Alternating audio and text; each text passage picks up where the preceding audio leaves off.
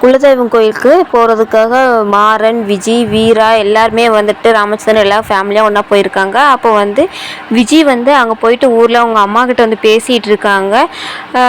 இதை வந்து மாறனும் வீராவும் வந்து பார்க்குறாங்க. இந்த பக்கத்தில் வந்து அவங்க அம்மா வந்து மறைஞ்சு நின்றுட்டுருக்காங்க.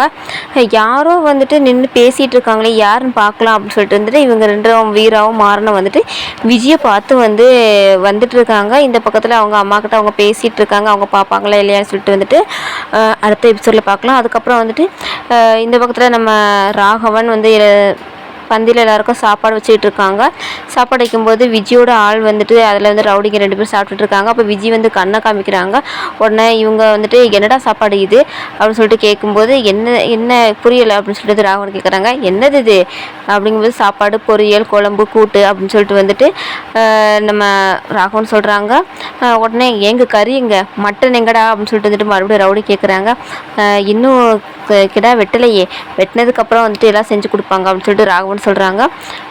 இங்கே என்ன பிச்சைக்காரனுக்கு போடுற மாதிரி போட்டுட்ருக்க, எல்லோரும் எந்திங்க, யாரும் சாப்பிடக்கூடாது எந்திங்க அப்படின்னு சொல்லிட்டு வந்துட்டு ரவுடிங்க வந்துட்டு சத்தம் போட்டு அங்கே இருக்கிற சாப்பாடு, குழம்பு எல்லாத்தையும் வந்து கொட்டி விட்டுறாங்க. இதை பார்த்துட்டு நம்ம கண்மணி வந்து டென்ஷன் ஆகி, என்னடா கோயிலுக்கு குடிச்சிட்டு வரதே தப்பு, இதில் வந்து குடிச்சிட்டு வந்து பிரச்சனை பண்ணிகிட்டு இருக்கீங்களா அப்படின்னு சொல்லிட்டு வந்துட்டு ஓங்கி ஒரு அறை விடுறாங்க. உடனே உங்களை யார் அனுப்பிச்சி வச்சது அப்படின்னு சொல்லிட்டு வந்துட்டு கேட்குறாங்க.